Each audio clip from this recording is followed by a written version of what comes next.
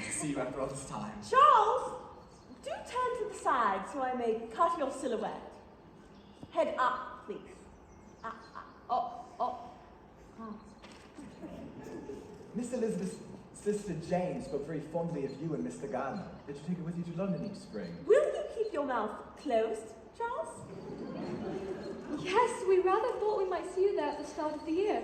Jane was with us 3 months together. 3 months? Well, I must say, I wish I had known. I've been in town all that time. Quite miserable.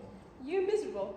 I cannot picture it. Charles, you are making it very difficult for me to capture you.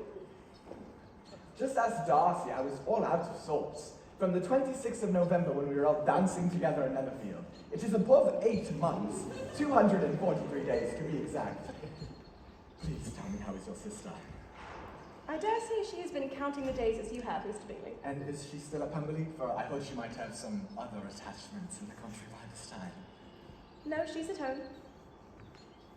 Caroline, you didn't happen to know that Jane was in town for 3 months? Well, of course I did, Charles.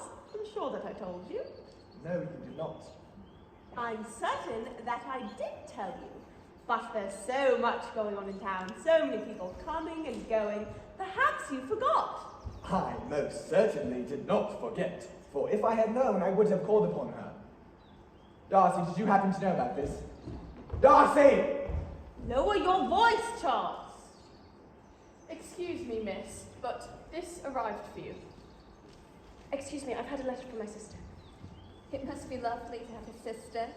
Do you share secrets and talk all through the night? Sometimes, with my sister Jane. You are so lucky. My brother's not much for talking, as you know, but he's been practicing very constantly to improve. Oh, but do go and read your letter. I hope it is all good news. You are next, Mr. Darcy. How very ill Miss Eliza Bennet is today.